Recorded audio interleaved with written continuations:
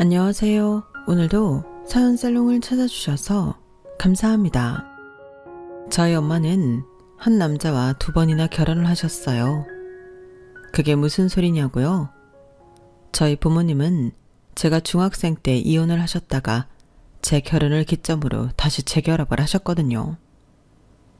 다시 만나 살림을 합칠 때까지만 해도 엄마는 아빠가 이전과는 많이 달라졌다고 생각하셨지만 글쎄요. 사람이 어디 고쳤을 수 있는 물건이던가요? 이혼을 결심할 만큼 극복할 수 없는 문제가 있었다면 다시 만났을 때도 또다시 그 문제로 인해 이별을 결심하게 될 확률이 높다는 걸 엄마는 몰랐던 거죠. 그 사실을 일깨워준 건 의외의 인물이었어요. 바로 제 올케였죠.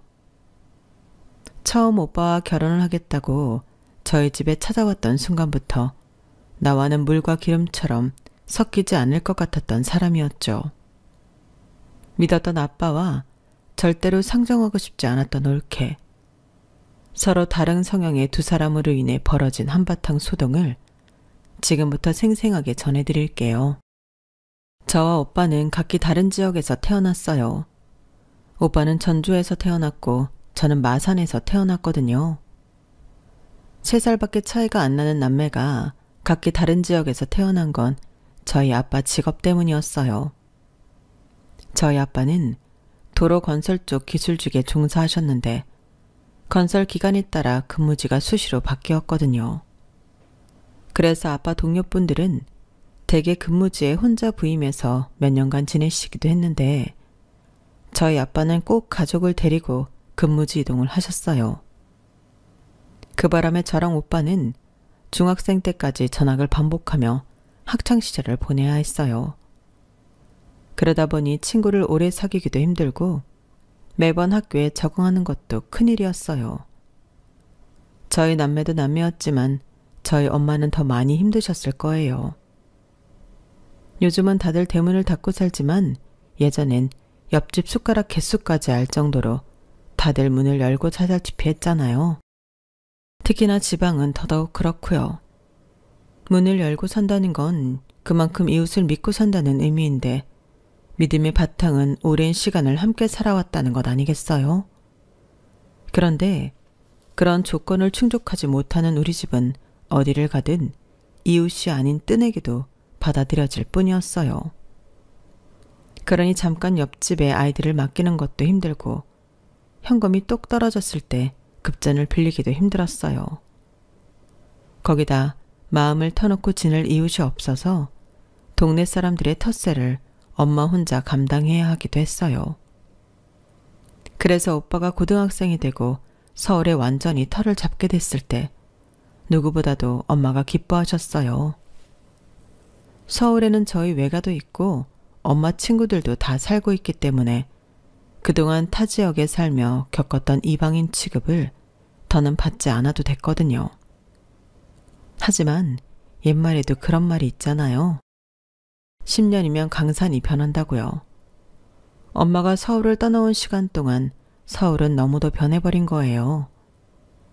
저희 남매를 데리고 의기양양하게 외출에 나섰던 엄마는 바뀐 버스 노천에서 1차 멘붕이 왔고 엄마의 단골 식당이 사라진 걸 보고 2차 멘붕이 왔어요. 그러다 보니 엄마는 자신의 고향인 서울에서 지하철 노선도와 버스 노선도 그리고 길 가는 행인의 도움을 받아가며 여행자 모드로 다니게 되었어요. 뿐만 아니라 순간순간 그동안 살았던 지역을 그리워하는 웃지 못할 상황도 벌어지게 되었어요. 하지만 좋은 점도 있었어요. 여러분들도 그거 아시죠? 우리나라 엄마들의 인맥이 가장 빛을 발하는 순간이 언제인지를요. 첫 번째는 국산 참기름 살 때예요. 다들 알다시피 요즘에 국산 참깨가 어디 흔한가요? 죄다 중국산이나 인도산이죠. 그런데 인맥 좋은 엄마들은 어떻게 귀신같이 국산 참깨를 공수해서 기름집에 들고 가 국산 참기름을 짜오지 않습니까? 혹여 국산 참깨를 바꿔치기 할까봐 기름 짜는 내내 기계 앞에 딱 붙어서서 말이죠. 국산 참깨는 정말이지 돈이 엄청 많거나 인맥이 없으면 구경하기 힘들다니까요. 그리고 두 번째가 바로 고춧가루인 것 같아요. 매년 김장을 앞두고 엄마들이 고춧가루를 사잖아요. 대개는 평소 대먹던 농가에 연락해 전화주문으로 고춧가루를 공수하는데 그 집 농가가 그의 고추 농사가 잘 안 됐다거나 그 집 주인이 몸이 아파서 고추 농사를 못 지었다 하는 상황이 발생하면 그땐 정말이지 진돗개 1호 발령이 난 것만큼 아주 난리가 난다니까요. 한 해 김치 맛을 좌우하는 중차대한 일이기 때문에 엄마들의 신경은 곤두설 수밖에 없고 갑작스런 비상 상황에 전화통을 붙잡고 일평생 인맥 모조리 탈탈 털어 고춧가루 공수작전에 돌입하게 되죠. 고춧가루 한번 잘못 사면 1년 내내 고춧가루가 들어간 음식을 먹을 때마다 가족들한테 고춧가루 때문에 음식 빛깔이 엉망이라고 타박을 받거나 고춧가루가 하나도 안 매워서 음식 맛이 안 난다는 핀잔을 들어야 하니 엄마로서는 무엇보다 중차대한 일이 아닐 수 없을 거예요. 그런 점에 있어서 저희 엄마는 위기 상황에 현지 지인 찬스를 톡톡히 쓸 수가 있었어요.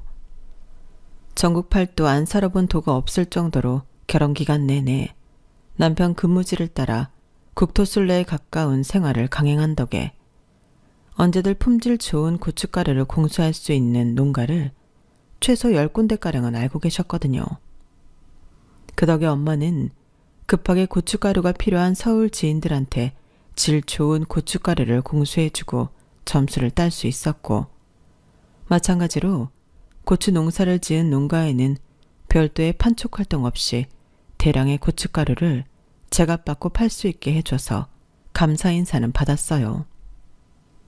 중간다리 역할을 하면서 따로 챙긴 건 없었어도 양쪽 모두한테 신임을 받으며 어깨에 힘 좀 줄 수 있어서 엄마로서는 꽤나 만족스러운 상황이 되었죠. 그렇게 서울 생활에 적응을 해나가던 우리 가족은 생각지도 못한 암초를 만나게 되었어요. 그동안 온 가족을 이끌고 전국을 돌며 일을 하시던 아빠가 그동안의 노하우를 살려 자기 사업을 하겠노라 선포하신 거예요. 당연히 엄마는 반대를 하셨죠. 요즘 같은 때 직장 나와 자기 사업하는 사람 치고 제대로 돈 버는 사람이 어딨냐. 더럽고 치사해도 남의 돈 받고 일하는 게 제일 편한 거다. 어떻게든 고정 수입을 사수하려고 아빠를 어르고 달래고 강압적으로 만류를 하셨지만 이미 회사에 마음이 든 아빠는 좀처럼 엄마 말을 들으려 하지 않으셨어요. 당신은 사람이 왜 그래? 내가 이날이 때까지 겨울이고 여름이고 오로지 가족들 먹여 살린다고 공사판 먼지 마셔가며 살아온 거 당신이 누구보다 잘 알잖아. 그렇게 고생을 했으면 한 번쯤은 내가 원하는 일 하고 살게 옆에서 응원해 줄 수 있는 거 아니야? 어떻게 된 여자가 말이 떨어지기가 무섭게 남편을 못 잡아먹어서 안달이야? 아니, 누가 당신이 그동안 고생한 거 몰라 그래요? 하지만 어떻게 사람이 하고 싶은 거 다 해보고 사냐고요. 자식 위해, 부모 위해 내 꿈도 접을 줄 알아야 하는 게 가장 아니냐고요. 누군 뭐 하고 싶은 거 없어서 이러고 산 줄 아냐고요. 나도 당신 못지않게 하고 싶은 거 많았던 사람이에요. 당신만 가족 위해 희생하고 살았다고 착각하지 말라고요. 두 분은 이 문제로 몇 날 며칠을 말다툼을 하셨고 결국 승자는 아빠로 결정되었어요. 아빠가 그냥 무대뽀로 회사에 사표를 내버렸거든요. 그리고는 덜컥 회사를 차려버렸는데 일이 안 되려니 그랬는지 하필 그때 미국발 금융위기가 불어닥쳤고 건설 관련 자재를 수입하던 아빠는 엄청나게 오른 환율로 인해 1년도 채 버티지 못하고 회사를 정리하게 되었어요. 그 바람에 내 집 마련을 위해 저축해 두었던 돈도 다 날리고 은행 빚까지 생겨서 우리 집은 하루아침에 월세살이로 전락하고 말았어요. 원래 잘 되는 집에서는 큰 소리가 안 나도 잘 안 풀리는 집에서는 큰 소리가 자주 나기 마련이잖아요. 저희 집이 그 후자였어요. 그러게 내 말을 왜 안 들어서 이 사단을 해요? 내가 회사 차리지 말랬죠. 다니던 회사나 잘 다닐 것이지 빚은 빚대로 지고 재취업도 안 되고 이제 어쩔 거예요. 애들은 하루가 다르게 커가는데 학원도 하나 못 보내고 어쩔 거냐고요. 내가 정말 못 살아. 아, 그만 좀 해. 남편 하는 일에 여자가 옆에서 그렇게 바가지를 긁어대니 될 일도 안 되는 거지. 이게 다 일 시작하기 전부터 당신이 입방정을 떨어서 그런 거라고. 그리고 입으로만 어쩔 거냐고 떠들지 말고 당신도 나가서 돈이나 벌라고. 중학생이면 애들도 다 컸는데 언제까지 애들 핑계대며 집에서 놀고 먹을 생각이야? 사람이 양심이 있어야지. 안 그래도 엄마는 생활비를 벌기 위해 동네 반찬 가게에 일자리를 잡아두었는데 아빠가 그 사실을 알 리 없었어요. 며칠 뒤 엄마는 일을 나가고 아빠는 아직 일자리를 잡지 못해 집에 있게 되었는데 생각보다 그 시간이 길어져서 결국엔 아빠 입으로 했던 말을 고스란히 엄마한테 돌려받게 되었어요. 그때까지만 해도 아빠가 금방 일자리를 얻을 수 있을 거라고 생각했는데 결국엔 그 후로 아빠는 재취업을 하지 못하셨어요. 엄마는 아빠가 남긴 빚을 갚아가며 생활비를 벌어야 했기 때문에 밤낮 없이 일을 해야만 했죠. 그런데 하루 종일 집에서 TV만 끼고 살던 아빠는 점점 더 손 하나 까딱 않고 모든 걸 엄마한테 떠넘기기에 바빴어요. 당신은 정신이 있는 여자야, 없는 여자야? 아니, 어제가 아버지 제사인 건 몰랐어? 맏며느리가 돼서는 시아버지 제사도 안 챙기고 말이야. 도대체 무슨 생각으로 세상을 사는 거냐고. 내가 아침에 경순이 전화 받고 얼마나 창피했는 줄 알아? 제발 정신 좀 차리라고. 정작 아빠는 어제 내내 소파에 누워 TV만 보고 있었으면서 일하느라 바빠서 시아버지 제사를 깜박한 엄마를 탓하셨어요. 놀면서 자기 아버지 제사도 잊고 있었던 자신의 잘못은 생각도 않고 말이죠. 저 같으면 한마디 하고 넘어갔을 텐데도 이상하게 그날따라 엄마는 아무 말씀도 하지 않고 입을 꾹 다문 채 주방에서 내일 아빠가 먹을 국과 밑반찬을 만들고 있었어요. 그런데 그때 시골에서 할머니한테 전화가 온 거예요. 아빠가 받아서 한참을 얘기를 하시더니 대뜸 엄마한테 전화를 받아보라고 하시더군요.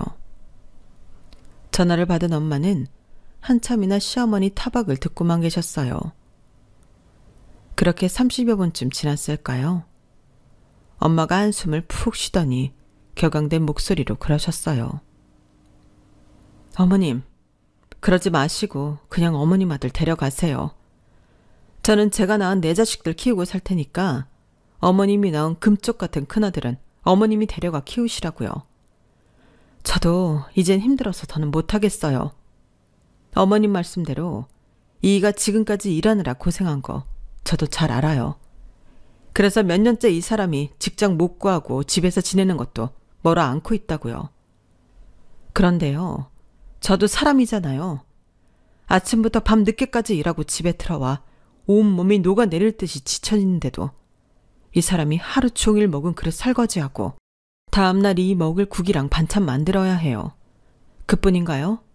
하루가 멀다 하고 어머님이랑 아가씨, 심지어 시동생까지 전화에 돈 좀 해달라, 보약 좀 지어 보내달라, 이거 해달라 저거 해달라, 아주 거짓 똥구멍에 붙은 콩나물 대가리까지 떼어달라고 아우성치는 통에 제가 더는 감당을 못할 것 같네요. 그런데도 어머님은 제가 시집와 처음으로 제사 한번 잊고 지났다고 제 친정 부모님까지 들먹이며 욕을 하시니 어쩌겠어요. 이 결혼 물리고 고통에서 벗어나야죠. 저 살고 싶어요, 어머님. 아직 50도 안 된 나이에 남편이랑 시집 식구들 등살에 시달리다가 말라주고 싶지 않다고요. 그러니 그렇게 아시고 조만간 어머님 아들 어머님께 보내드리겠습니다. 그럼 안녕히 계세요. 엄마의 느닷없는 이혼 선언에 방금 전까지만 해도 의기양양하던 아빠는 얼굴이 사색이 되었어요. 아내가 자신을 버릴 수 있다는 걸 단 한 번도 생각해보지 않았기에 그 충격은 더한 듯 보이더군요. 사실 오빠랑 저는 엄마의 이혼 선언이 싫지만은 않았어요. 옆에서 엄마를 보고 살면서 이러다가 우리 엄마가 먼저 가로로 잘못되면 어쩌나 걱정했거든요. 염치없는 아빠도 밉고 자신들의 편의를 위해서라면 며느리의 고통 따위는 안중에도 없는 할머니와 고모, 삼촌은 더더욱 싫었어요. 엄마가 하루빨리 아빠랑 헤어져서 아빠가 남긴 빚에서 탈출할 수 있기는 바랐죠. 그런데 이런 상황에 아빠가 뭐라고 했는지 아세요? 야, 니들 엄마가 드디어 미쳤나 보다. 이 앞에 내가 건방지게 어디서 이혼 소리를 해. 쓸데없는 소리 그만하고 가서 담배나 사와. 집에 담배가 떨어졌으면 알아서 사왔어야 할 거 아니야? 그때였어요.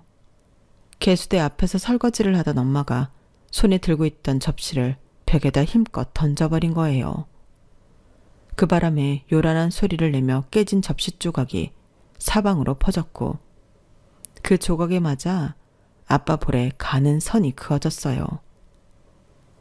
잔뜩 놀란 아빠는 겁먹은 눈으로 엄마를 쳐다보았죠. 그러자 엄마가 손에서 고무장갑을 벗어내고는 아빠한테 다가왔어요. 야, 너 나가. 나가서 길바닥에서 자든 야관에서 자든 내 눈앞에 띄지 않은 대로 가. 안 그러면 내가 오늘 너 죽일지도 몰라. 어서!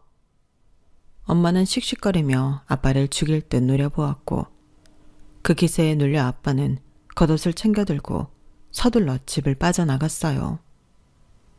며칠 뒤 부모님은 이혼 서류에 사인을 하셨어요.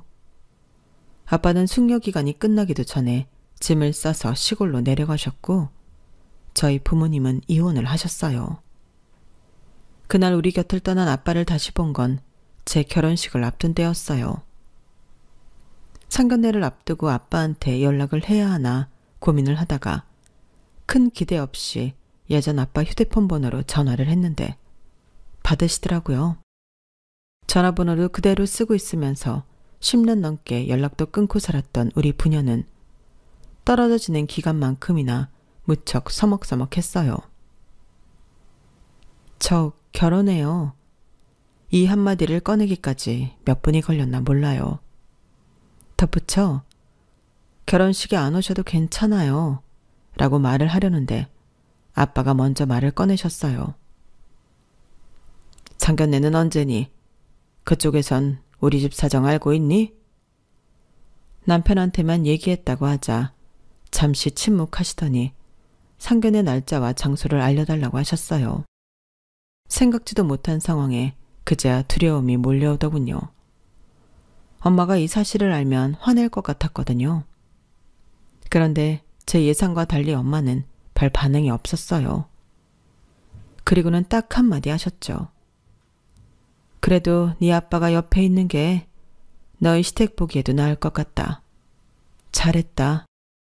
이미 10여 년 전 부부의 연은 끊어졌지만 자식 혼사 앞에서는 아빠도 엄마도 부모의 역할을 더 중요하게 생각하는 것처럼 보였어요.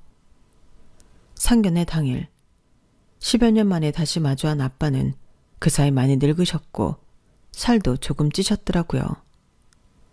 한 가족임에도 이렇게 서로가 어색한데 시댁 식구들 앞에 어떻게 보일까 살짝 염려가 됐지만 웬걸? 예약한 룸에 들어서자마자 아빠도 엄마도 마치 지난 세월 한순간도 떨어져 지낸 적 없는 사람들처럼 너무도 능숙하게 오래 살아온 부부의 모습을 보이셨어요. 덕분에 시부모님께서는 저희 부모님의 이혼 사실을 눈치채지 못하셨죠. 그런데 문제가 생겼어요. 그건 바로 저희 시부모님의 돌발 발언이었어요. 저희 집도 그리 형편이 좋은 편은 아니었지만 시댁은 저희보다 더 어려웠거든요.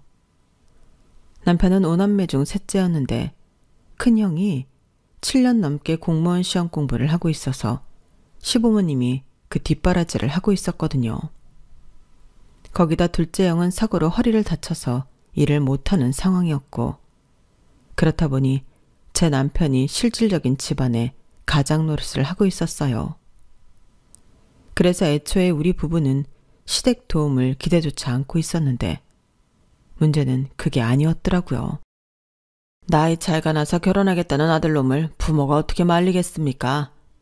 하지만 우리 집 상황도 있으니 결혼하고 3년간은 지 큰형 학원비랑 생활비를 얘들이 맡아줬으면 합니다. 집안의 맏아들이 잘 돼야 집이 바로 서는 거 아니겠습니까? 저희 부부와는 상의조차 없었던 시아버지의 폭탄 선언에 저도 남편도 황당하기 그지없었어요. 엄마도 너무 어이가 없어서 입만 떡 벌리고 있었죠. 그런데 그때 아빠가 나서서 한마디 하시더라고요. 사돈 마음은 이해를 합니다만 저는 그 말씀에 동의할 수 없습니다. 7년이나 부모님 뒷바라지 받아가며 공부를 하고도 시험에 합격하지 못한 큰아드님이 동생 부부 도움을 받아 3년 더 공부한다고 결과가 달라질 거라고 보지는 않거든요. 사돈께서 큰아드님에 대한 기대를 가지고 오랜 시간 뒷바라지 하신 거는 부모로서 그럴 수 있다고 생각합니다. 하지만 셋째 아드님과 제 딸은 무슨 죄로 그 일을 떠맡아야 하는 겁니까? 듣자 하니 이 결혼도 양가 도움 없이 두 사람 힘으로 한다고 하던데 부모가 돼서 힘들게 시작하는 자식한테 도움을 못 줄 망정 등에 커다란 짐을 올려서야 되겠습니까? 또한 동생 내외 도움으로 공부를 하는 맏아드님 심정은 또 어떻겠습니까? 그러니 자식들을 위해서라도 사돈께서 생각을 바꿔주셨으면 합니다. 그날 자칫하면 큰 소란이 일어날 뻔한 상황에서 아빠는 점잖게 저희 시아버지를 설득하셨고 덕분에 우리 부부는 부담 없이 결혼 준비를 할 수 있었어요. 저를 비롯해 엄마랑 오빠는 그날 아빠를 통해 든든한 가장의 모습을 보면서 그동안 우리가 아빠에 대해 많은 오해를 하고 살았다고 반성했어요. 그리고 그날을 계기로 아빠는 엄마 집에 자주 왕래를 하기 시작했고 그러다 2년쯤 뒤에 다시 엄마랑 살림을 합치게 되었어요. 혼인신고만 안 했지 아빠는 다시 가장의 위치를 그대로 회복하게 되셨어요. 제가 결혼하고 3년 뒤 오빠가 결혼을 할 때는 저희 집이 이혼 가정이라는 게 전혀 티가 안 날 정도가 되었고요.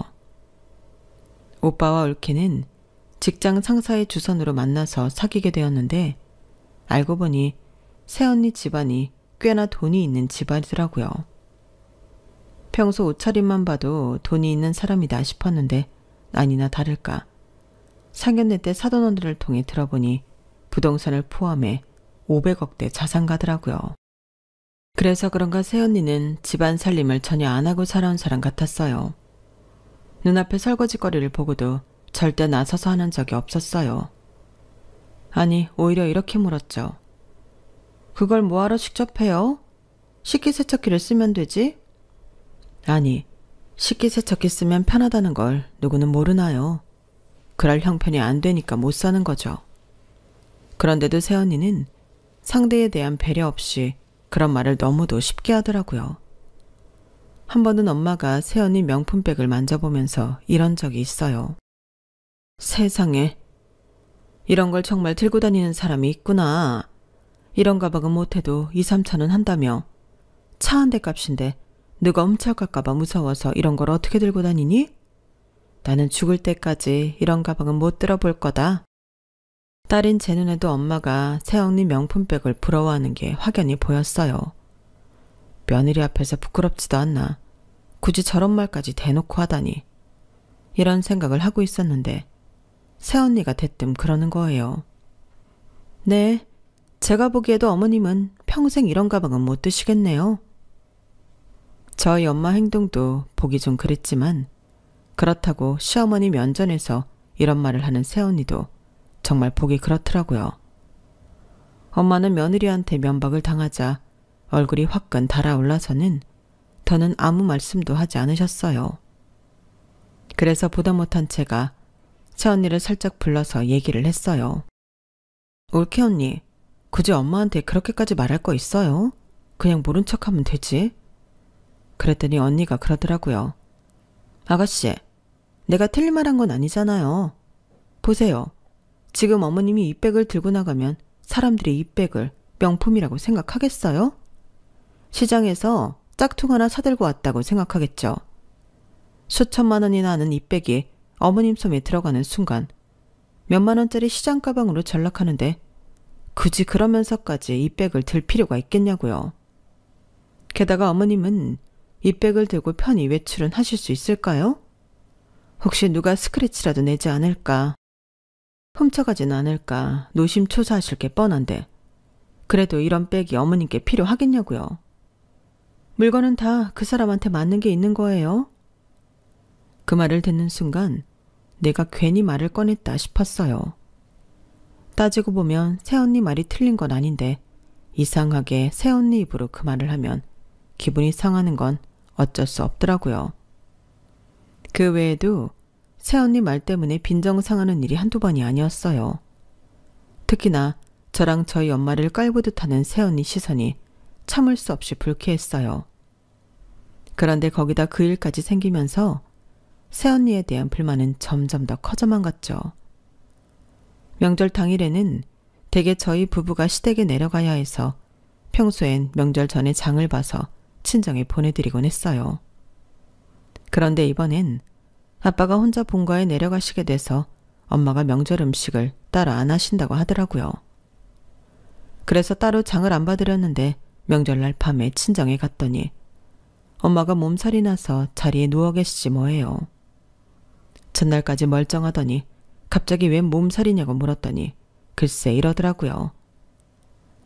네 오빠가 혼자 집에 있지 말고 자기네 집에 오래서 내가 어제 네 오빠 집에 갔잖니. 그랬더니 네 올케 언니가 그러는 거야. 오늘 도우미 아줌마가 못 오니까 나더러 장바다가 명절 음식을 하라고. 그래서 장바다가 밤늦게까지 음식 해대느라고 내가 이렇게 병이 났잖니. 뭐? 아니 미친 거 아니야? 지가 부잣집 딸이면 딸이지 어디서 감히 시어머니한테 명절 음식을 만들라 그래? 아니 오빠는 그걸 보고도 가만히 있었어? 이것들이 진짜. 냅둬라. 네 오빠는 회사 일이 바빠서 명절 첫날까지 야근하다가 와서 아무것도 몰라.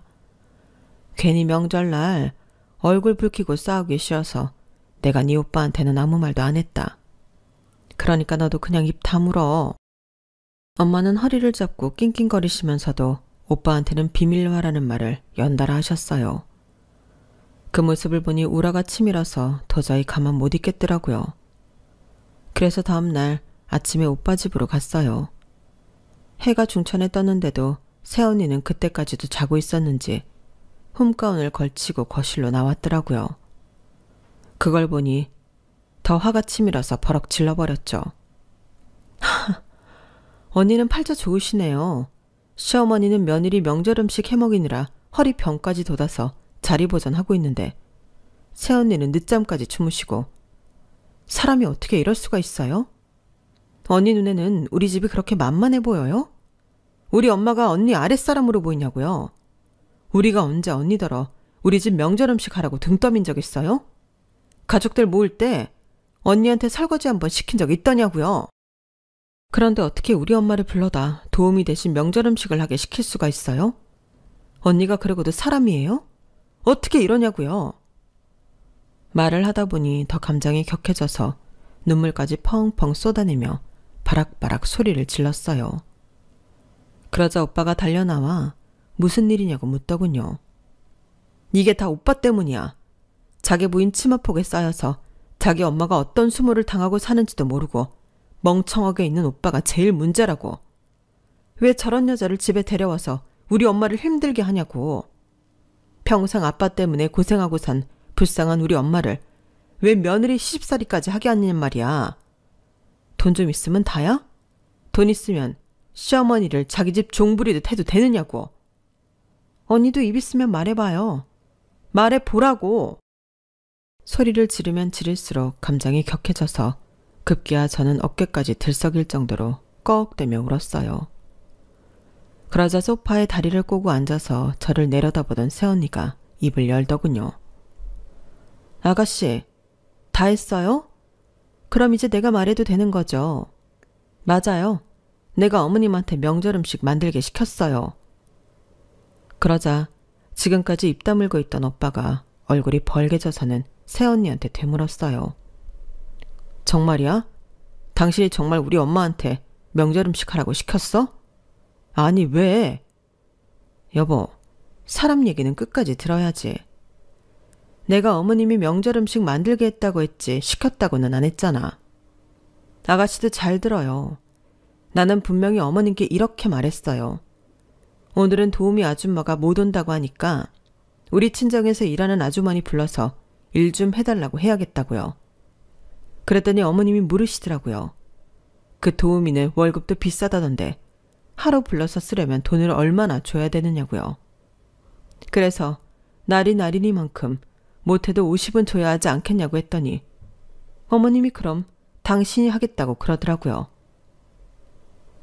순간 머릿속에 엄마가 어떤 표정으로 그 말을 했을지가 선명하게 떠올랐어요.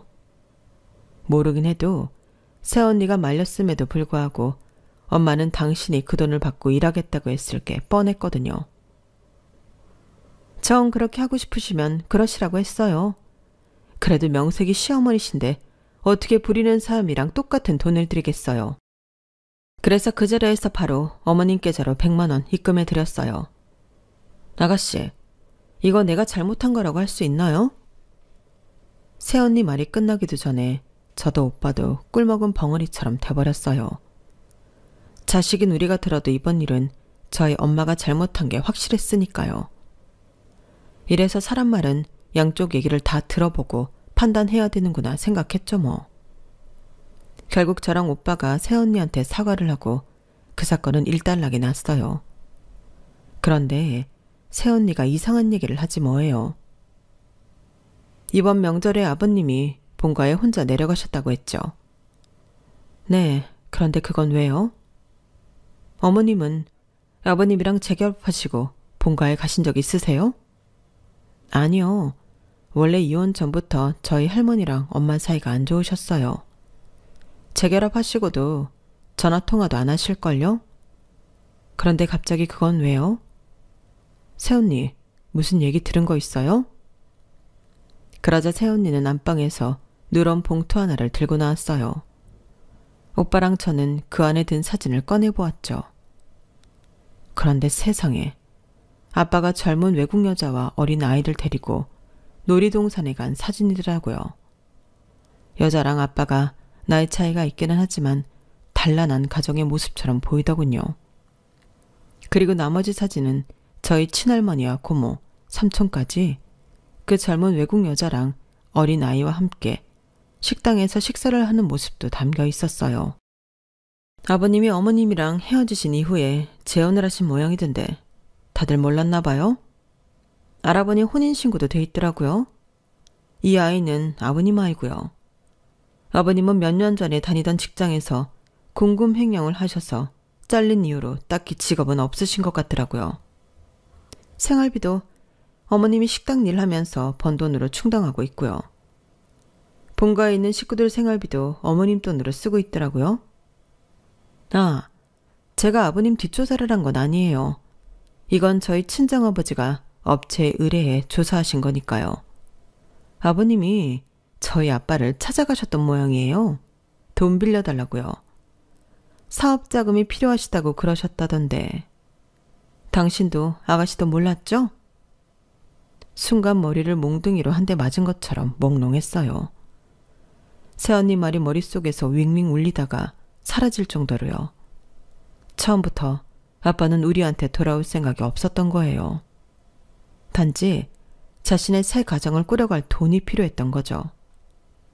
아빠한테 헌신적인 우리 엄마 등골을 빼다가 자기 가정을 챙기려는 파렴치한 인간. 그 이상도 이하도 아니었던 거예요. 아버님 지금 해외에 계실 거예요. 가족여행을 떠나셨거든요. 모르긴 해도 우리랑 아가씨네가 명절 용돈으로 어머님께 드린 돈까지 다 챙겨서 가셨을걸요? 아버님을 어떻게 할지 결정은 당신이랑 아가씨가 해요. 원한다면 내가 사람 써서 해결해 줄 테니까요. 어머니 모르시게. 한 남자한테 2번이나 배신당하는 건 너무 가혹하잖아요. 같은 여자로서 그것만큼은 막아드리고 싶어요. 그 순간만큼은 새언니의 말에 울컥하지 않을 수가 없었어요. 찔러도 피 한 방울 안 나올 것 같던 사람이 정말 중요한 순간엔 그래도 내 엄마를 위하는 모습이 너무 고맙고 딸로서 부끄럽기까지 했거든요. 그래서 새언니 손을 잡고 한참을 펑펑 울었네요.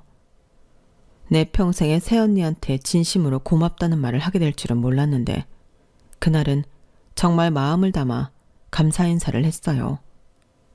명절 휴가 지나고 아빠는 아무 일 없다는 듯 다시 집으로 돌아왔어요. 하지만 당당하게 개선장군처럼 현관문을 열고 들어온 아빠를 기다리는 건 아빠 짐이 담긴 가방과 가족들의 싸늘한 눈초리였어요. 엄마는 아빠한테 짐가방을 내던지며 어디서도 듣도 보도 못한 쌍욕을 한 사발 퍼부으셨어요. 그리고는 새언니가 선임해준 변호사가 일러준 대로 앞으로 아빠가 엄마한테 갚아야 할 금액과 정신적 피해 보상금 등을 또박또박 일러주었어요. 잘 알아들었으면 그 더러운 몸뚱이 들고 내 집에서 나가. 그동안 네가 나한테 뜯어간 돈은 매달 25일마다 100만 원씩 상환하도록 해. 하루라도 날짜를 어기면 그날 바로 날 경찰에 신고할 테니까. 그뿐인 줄 알아? 민사소송까지 들어갈 거야. 네 어린 아들 두고 감방에 들어가기 살기 싫으면 죽어라 이래서 돈 갚아. 그리고 다시는 나나 우리 애들 앞에 나타나지 마. 너라면 아주 지긋지긋하니까. 엄마는 그 길로 아빠를 집에서 내쫓고 문을 걸어 잠그셨어요. 처음엔 엄마한테 아빠의 두 집 살림을 비밀로 하려고 했었는데 그러면 안 되겠더라고요. 어느 날 갑자기 아빠가 사라지시면 엄마가 아빠에 대한 미련을 가질 게 뻔했으니까요. 아빠 같은 인간한테 한 여자의 순정을 바치는 건 너무도 아까운 일이잖아요. 그래서 엄마한테 모든 사실을 털어놓았고 다행히도 엄마는 충격을 받고 시리에 빠지기보다는 아빠에 대한 강한 분노를 보이셨어요. 물론 마음의 상처도 입긴 하셨겠지만요.